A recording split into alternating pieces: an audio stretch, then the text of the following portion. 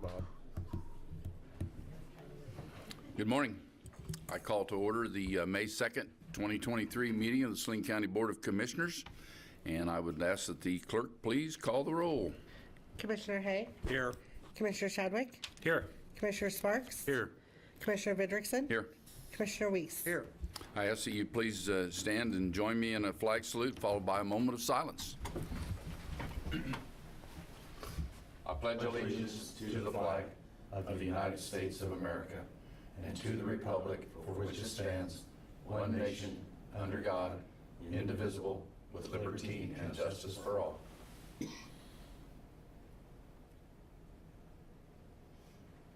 Thank you.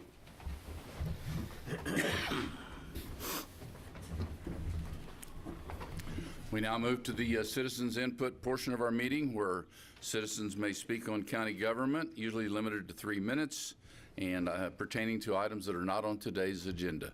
Does anyone wish to address the commission? Seeing no one, I'll bring it back to the commission. First thing to do is our consent agenda, which is approval of tax roll adjustments, approval of accounts payable, approval of public forum agenda, approval of the Saline County Health Benefit Plan, approval of Axon contracts, and disposition of property. Any commissioners have anything they wish to withdraw from the consent agenda? Mr. Chairman, I'd like to take number 5 off. Okay, we're going to look at number 5, contract. So I guess I'll look for Phil to. What's number 5? The approval of the Axon contract. I just wanted a little bit of an explanation of fully what the contract is and what it entails. This was one of the items that came to the commission a couple weeks ago as a change order on the jail. This is for body cams for the jail staff, and also the recording system, the cameras and recording system in the investigations area of the jail. So it was one of 3 items that the commission gave tentative approval to, and we said we'd bring the contracts back on consent. But Lieutenant Hayes is here, and he has way more details than I do if you have further questions. Nope. Now I remember the conversation we had on that. Now I just wanted to get a clarification if we were spending the $200 and some thousand on exactly what it all was. Thank you. Yeah, it's actually just a shade over 300 with both of them together, but it is coming out of the jail, the bond proceeds. That's the 240 and then the 70. Yeah. Okay. Well, that's a good call on your part. $71,000 is something that we probably need a little bit of a what's up on this. All right. That having been said, I would look for some approval for the consent agenda. Mr. Chairman, I move we approve the consent agenda as presented. Second. It's been moved and seconded that we approve today's consent agenda. All of those in favor, please say aye. Aye. Opposed, same sign. Motion carries 5-0. We'll move to informational items. County Administrator's update with Philip Smith-Haynes, County Administrator. Good morning, Commissioners. Just a couple of items today. First off, a little bit of a legislative update. The legislature came back last week for what is popularly known as the veto session, and they did override gubernatorial vetoes on some items and then failed to override on some others. Most of those things don't dramatically impact Saline County or cities and counties in general. The legislature this year did not make any major changes in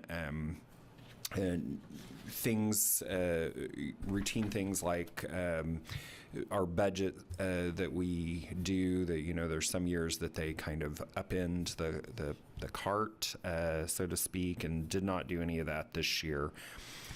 They did do one thing that is incredibly positive for this community, which was to allocate some funding to attract a company, out-of-state company, to K-State Salina. And so I'm pleased to report that as a result of the legislative action, the Department of Commerce has delivered a package, an incentive package to that company, and they're working through those negotiations. So hopefully we'll have some more high-paying jobs coming to Saline County, and that's a positive thing. There are two other bills that the legislature had considered at various times in the process and ended up passing last week, so they are on their way to the governor. I believe she might get the final copies of the bills as soon as today, and she'll have her 10 days to decide whether to sign or veto. One of those is a package called Senate Bill 8. And Senate Bill 8 is a tax package which does several good things, several things that would actually be positive for the county appraiser's office, but also rolled into it was the language from Senate Bill 252, that government competition bill. And so both the League of Municipalities and the Kansas Association of Counties have requested that the governor veto that bill based on that government competition language. So remain to be seen whether that gets signed or vetoed. The other package that got passed last week is one that would strip away a lot of the authority from public health to issue quarantines. They would be just strictly in a advisory role, telling people what you should do, not what you shall do. And so, you know, certainly people have opinions when it relates to COVID and how COVID was handled. But if you think of some of the other, you know, things that we've dealt with in the past, TB, measles, other kinds of things, it's somewhat concerning that that local health departments would not have that authority in the future. But again, on the governor's desk, so we'll wait to see what she does with that. The other item I had, so those are the legislative updates. The other thing I wanted to mention, one of the things that we've approved as part of our ARPA package is a capital improvements for nonprofits grant to Salina Innovation Foundation, more popularly known as the Temple. That included originally some repairs to their parking lot.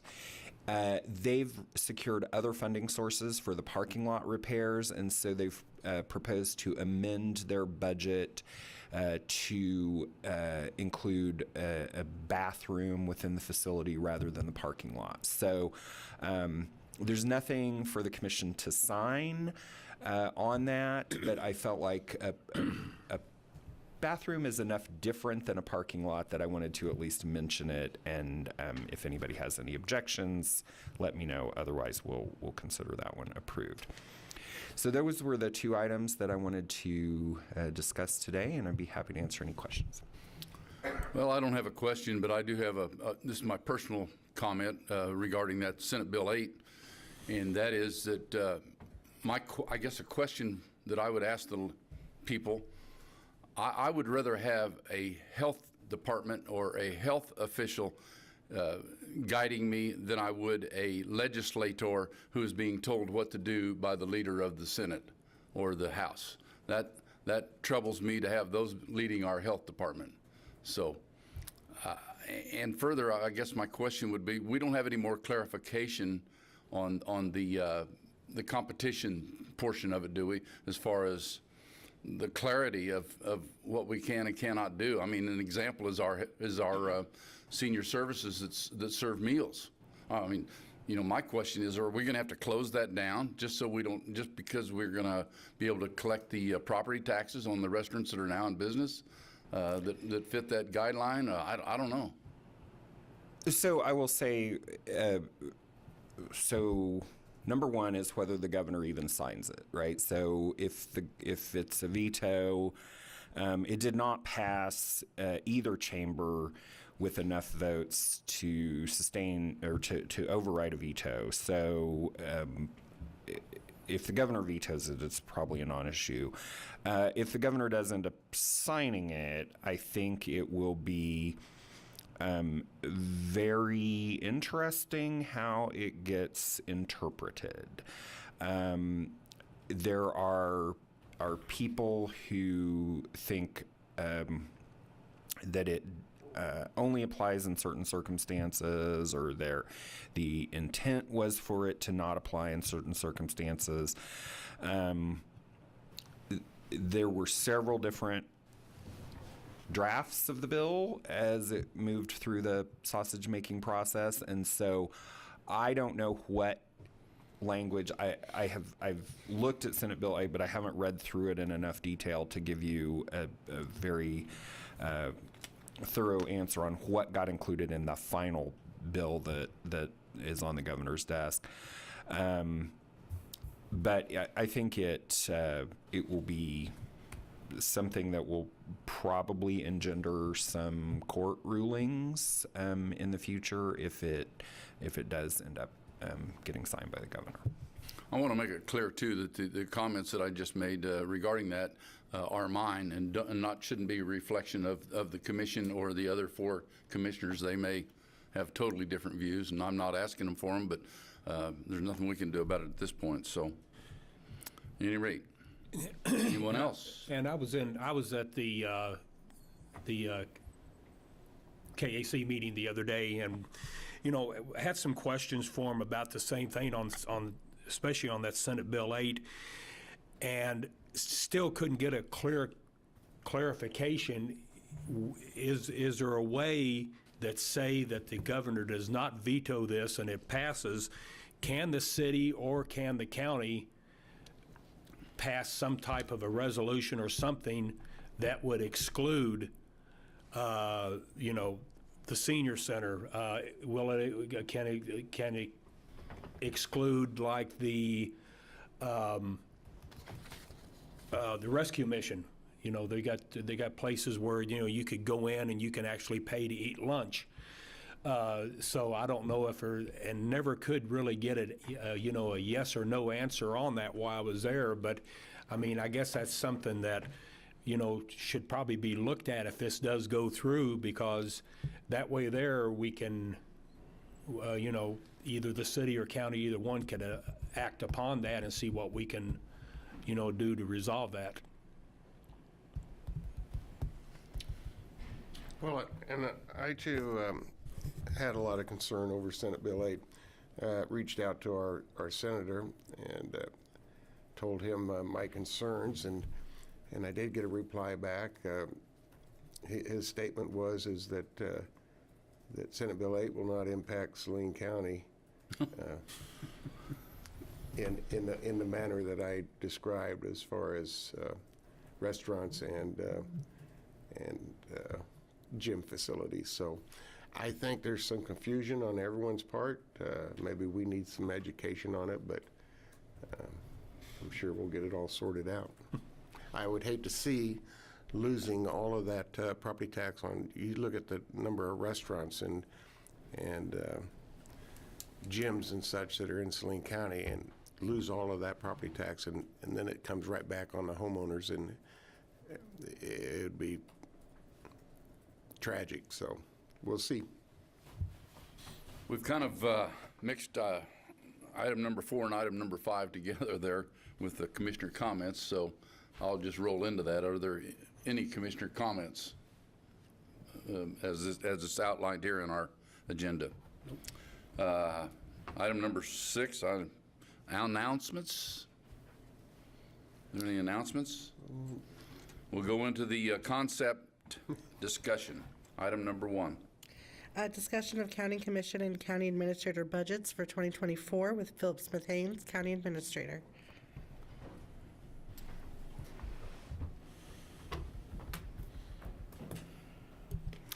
So we have not examined the county commission budget very recently. It's just sort of floated along from year to year, and I thought, well, we didn't have a whole lot on the agenda today, so and we have a new commissioner with us this year for the first budget process. So thought I would just have you all take a look at that and see if there are any changes you would like to make in the commission budget before we start finalizing everything. Your budget is pretty simple. It is the salaries for the five of you, which is just, with sort of a similar amount from year to year. Video services, of course, is what we are now paying the city of Salina for broadcasting these meetings. Copier service just covers the cost of the copier up in room 209 for agenda packet preparation and photocopies that you all need, printing. Fees, dues, and memberships is basically the Kansas County Commissioners Association membership. Might be one or two other things on that. Travel expense, of course, and office supplies. I think those are pretty self-explanatory. Miscellaneous expenses kind of varies from year to year, but a pretty small amount of money. Contingency is the one that we have kind of fiddled with over time. It used to be a lot higher, reduced that year before last, and so I was just curious if anybody had any opinions. I think Linda has proposed to shift a little bit of money, $100 around just to bump up video services a little bit, but other than that, I think it's pretty status quo unless the commissioners have any particular opinions. I don't want to start picking it apart at this point, but I mean, I'm just looking at the contingency portion of it, and I mean, that was as high as $100,000, and I don't remember it ever being $584 or things like that, but I guess that's for probably another conversation. Well, those are actuals. Those are not budgets. So the first three columns there, 2019, 2020, 2021, that is what was actually spent out of it. So you're correct. In 2019, you had $100,000 budgeted. You spent a whopping $584. And I can't recall what that was for right off the top of my head, but that it was. I'm guessing it was senior services or a might good have been portion of something it. like that. Yeah. So those are the actual amounts that we spent. Yes. Not what Yes. was budgeted. So then the middle column where it says adopted for 2022 and 2023, you have adopted. Those are the budgets. So if you see 2022 right there, sort of dead in the middle, that's what was adopted, and then next to it is what was actually spent. So Okay. 25,000 was adopted last year. 17,000 was what was actually In spent. other words, read the small print. You get to the answers. Give me an example of what we spend on contingencies. So this year, last year you approved at the end of the year, I believe it was the software purchase that I brought to you at the end of the year, and you approved that out of there. This year you've approved sending some money to the Silver-Haired Legislature, which is not something we budget on an ongoing basis. So it tends to be one-off things, for lack of a better description, that are brought to you on kind of an as-needed basis. Okay. The big one, Commissioner Shadwick, that I remember is the senior services, when we brought that under our umbrella of departments and paying their financial distress position. That was the big one, but there's been a couple of others that are pretty small. And can you enlighten me? What department head is budgeted there? It's the 5 of you. You all are considered department, for lack of a better Okay, so term. that's- all elected officials are in the department head line item. That's just the way it's That's classified. listed twice then, correct? I'm having a hard time seeing that, to be honest. But it's salaries and benefits? Okay, so those top 4 items, salaries and benefits, commodities, contractual, and contingency, those are the summary lines. Okay, And then below that is the detail. all right. So yes, in the case of the commission, the only salaries that are paid are for the 5 of you. And so it sums up, and it's the exact same because it's summing one line. In most departments, there would be a department head line, a exempt line, a non-exempt line, a part-time line, an overtime line, and all those would sum up to. But you don't have any other staff, and you don't have any overtime, so it's just the one line. But commodities would include. Well, in your case, commodities is just the office supply line. That's all you have in commodities. Contractual is video, copier, fees, miscellaneous, all of that. It would probably, and I know why it's up there, it's for the public to see it and be visible, but I would appreciate, if this comes again, that we have a hard copy in front of us depicting that same screenshot. Sure, absolutely. And we, Either that or I can clean my glasses. It's one or the other. Further away. well, and of course, we will go through the budget process several more times between now and August, and so you'll see this a few more times and in written form. But I just thought I would just check in with you all to see if anybody had any strong feelings as we start the process here. So. I have one other question regarding travel expense and contingency. Do we need to have those broken apart like that, or can we put the travel expense under a contingency, or does that not make sense on a budgetary thing?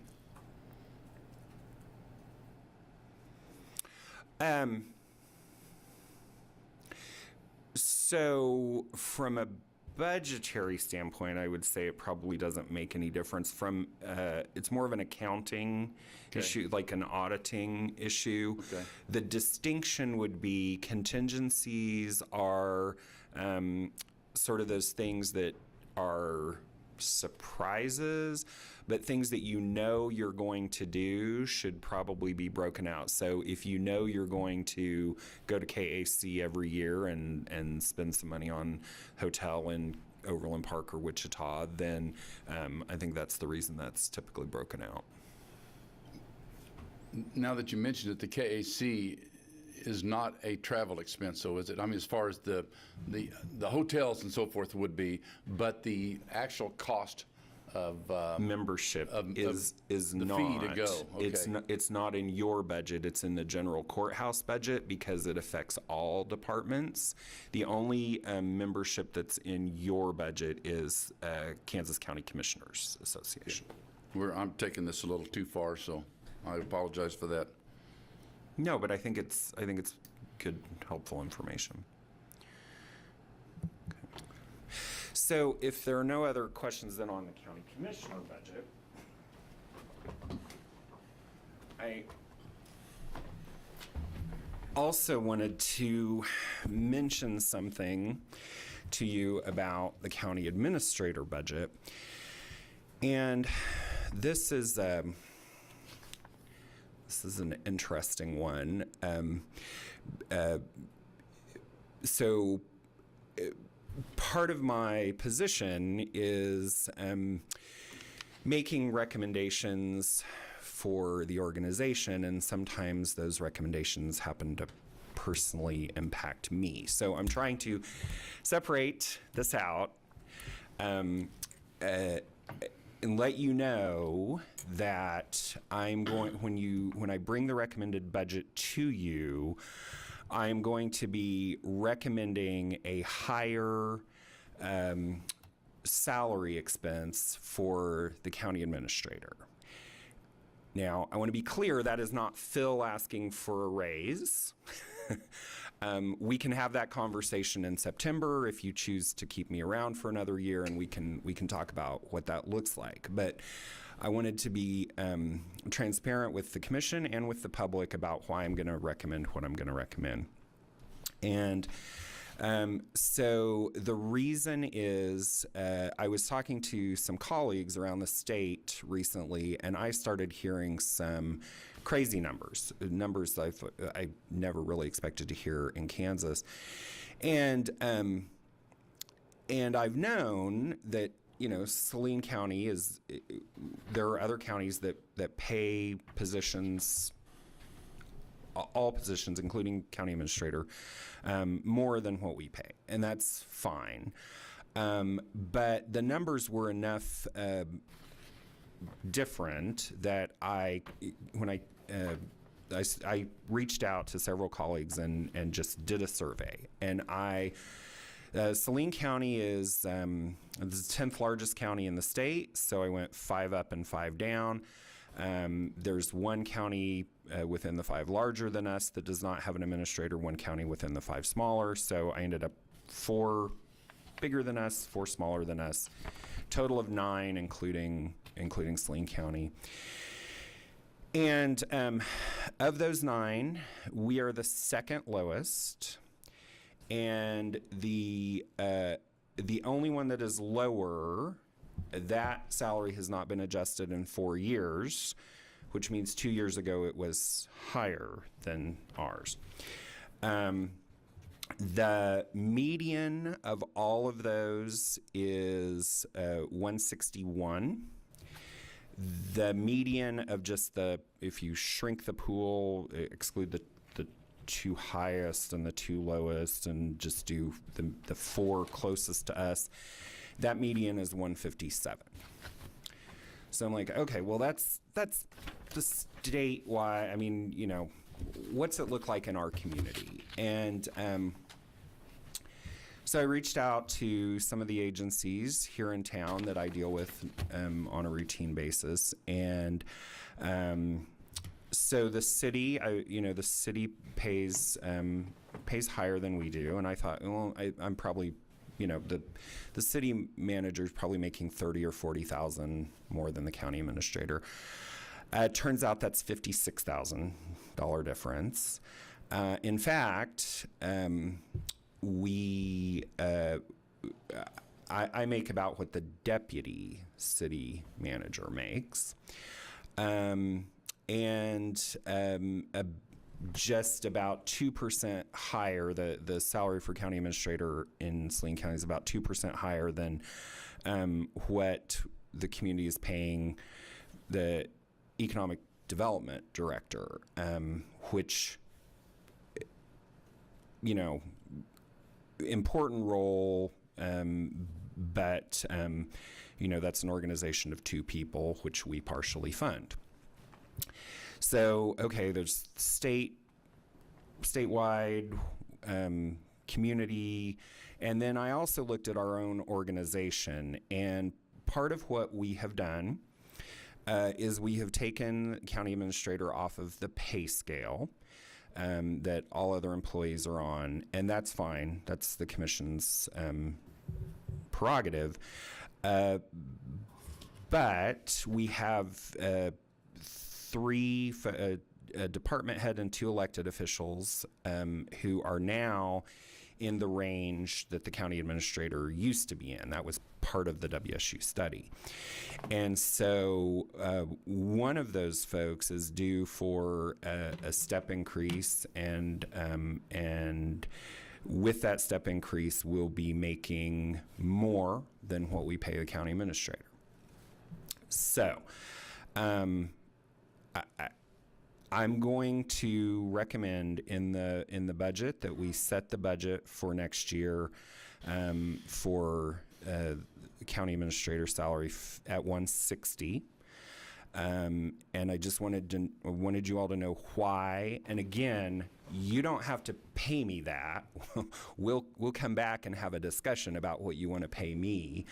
I don't even necessarily as a personal matter, I don't even necessarily expect or even want that number, but I just wanted you all to know that if I get hit by a bus tonight, that's about the number that you would have to pay to replace me. So I wanted to, again, just be very transparent about that and why I'm going to recommend that. So that's all I have to say on that. Again, be happy to answer questions. Well, I'm kind of caught off guard here on this discussion. I certainly don't want to give any rebuttal at this point with not having any time to think about it or anything, but those are some interesting numbers, interesting concepts. That's about as far as I'm going to go at this time, because it's got my wheels turning right now, I can assure you. Right, absolutely, and it is a budget conversation, and we can modify the budget as we go through the budget process. Anyone else? The pay scales for county administrators across state, that's all public record. Is there a chance of us getting a printout or something that gives us an idea of what each of the counties are paying their county administrators and their deputy county administrators, and that way just gives us a tool to look at and try to compare to? Sure. Yeah, we could produce that if that's something the commission wants. Anyone else? Okay, let's move on to item number 2 then, with the Per diem travel expenses policy with Marilyn Lemer, Human Resources Director. Morning, Marilyn. Good morning, Commissioners. This is just a discussion item to see if you would like to proceed a certain direction on the policy for reimbursing employees for travel expenses. So just a little bit of history. We do share proposed policies with department heads and elected officials and get some feedback from them. The current travel policy, we had sent that out a little while ago and did get some feedback on it. Have not updated that yet. But some of the things that we really needed to update in that is adding some verbiage for the tax exemption certificates that should be used where applicable. Put a piece in there about receiving compensation for flights that may be rescheduled. Sometimes airlines will compensate individuals for that. We want to make sure that comes back to the county and not the individual. Address parking and turnpike fees while traveling for business. And then some reasonable expenses for things like taxis, shuttles, and other transportation costs for things like Lyft and Uber. So those were some things that we wanted to add into that. So during that department head review, it was recommended to increase the daily amount of the expenses for meals. Right now it's $40 per day. The federal per diem rate is currently $59 per day for most Kansas communities. For the larger communities like Sedgwick and the Kansas City area, it's $64 a day. So we wanted to recommend an increase to that. We also wanted to set a limit on what is the maximum amount somebody could spend on a meal, so they couldn't use whatever that maximum amount might be for one particular meal. There would be a limit such as 60% of that could be used on a meal. If also making sure that when there is a meal provided as a part of the training or conference, that daily amount would be reduced. So if you had a $59 a day amount, but that conference paid for a lunch, we're going to reduce it by those amounts.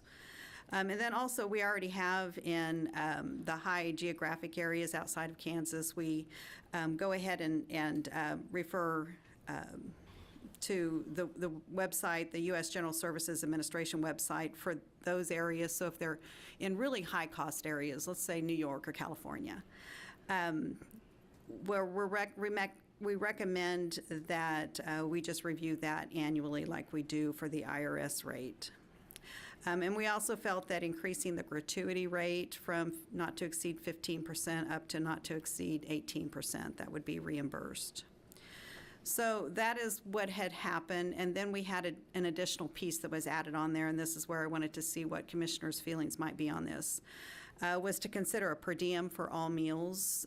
This is where you would provide a dollar amount per meal regardless of the amount spent.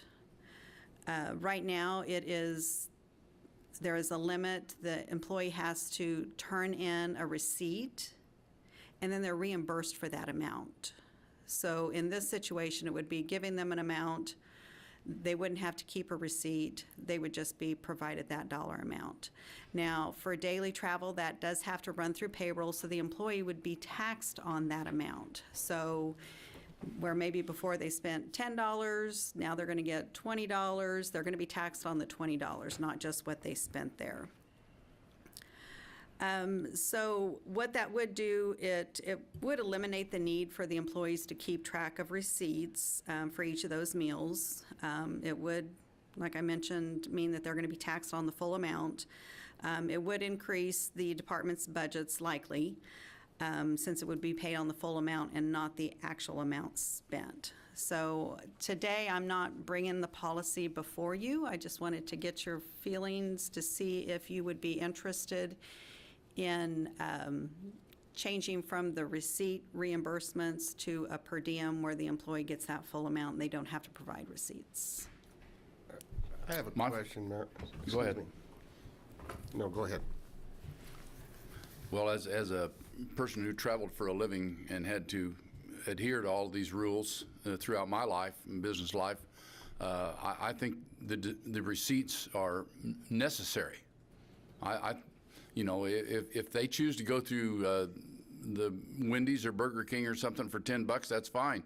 And if their evening meal is at a more, and I'm not talking about going to Ruth Chris Steakhouse or something like that, but in a reasonable amount, $30 to $40. I mean, so be it. But just to, as an example, I would hope they just wouldn't pocket the per diem money and live out of a brown bag. But I don't know what the auditors say about that, but I know the IRS requires receipts from the business world, and I don't know about the government and our auditor, but that's my feeling on that.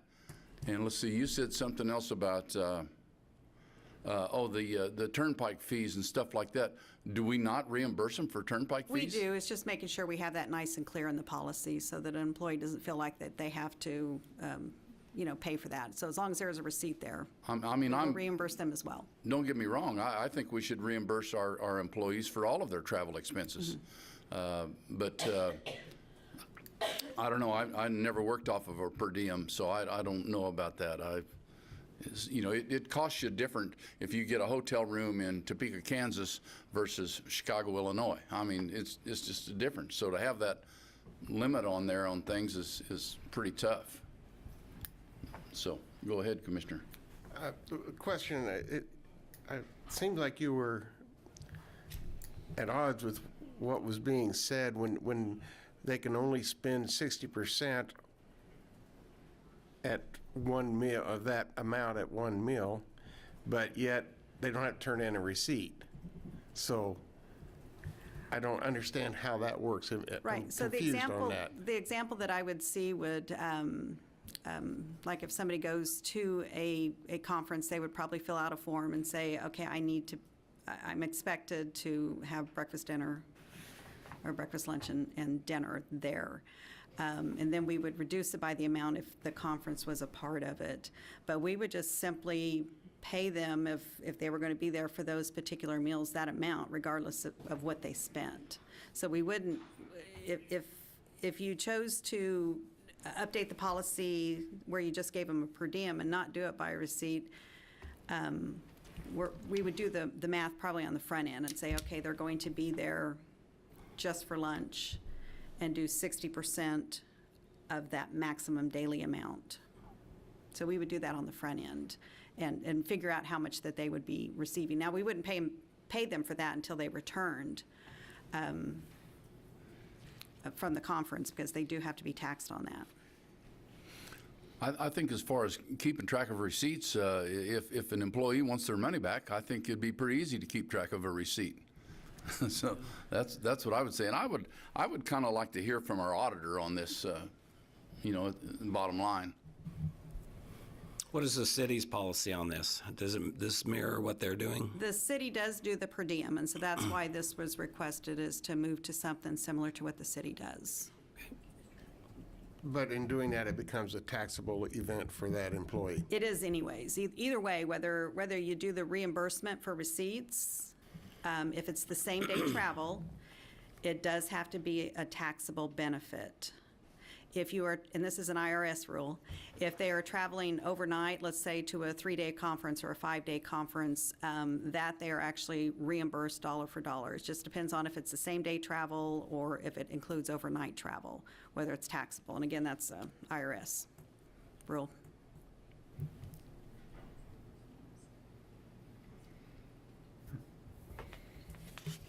Well, And I could draft up a couple different policies and how they look, and then you could decide between the couple different versions, if that would help.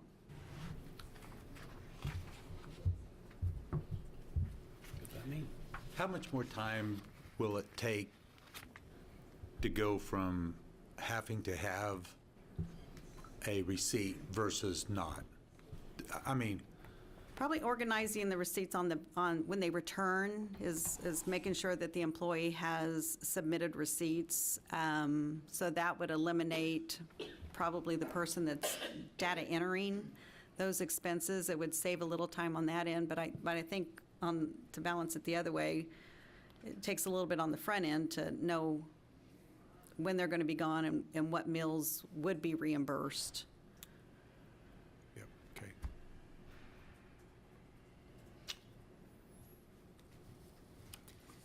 Would you like me to draft up a couple policies for your well, consideration to look obviously at? that's the route to take for me. I mean, I've got to see this stuff in front of me to make a comparison. And I've already said it, that I'm for the employee to be reimbursed for their expenses. I'm not necessarily in favor of having a good time on the county.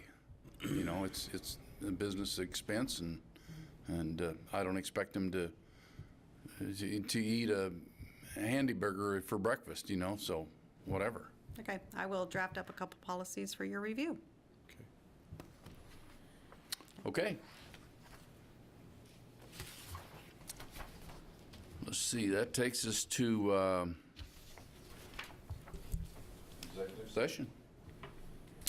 Mr. Chairman, staff would request that the commission recess to executive session under the employer-employee negotiations exception to the Kansas Open Meetings Act to discuss employee salary negotiations for a period of 15 minutes and reconvene at 9:58 in this room.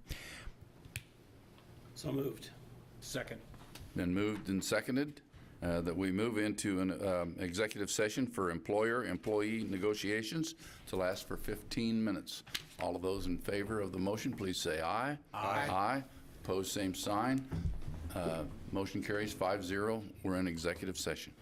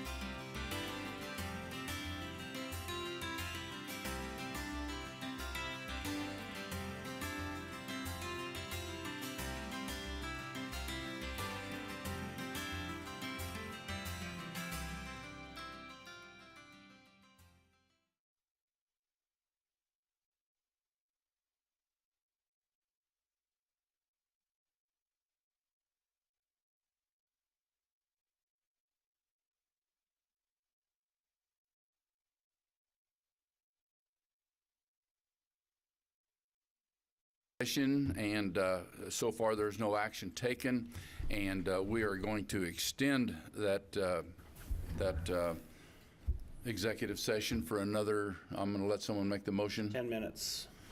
It's been moved and Second the motion. moved and seconded that we extend our employer negotiation for another 10 minutes.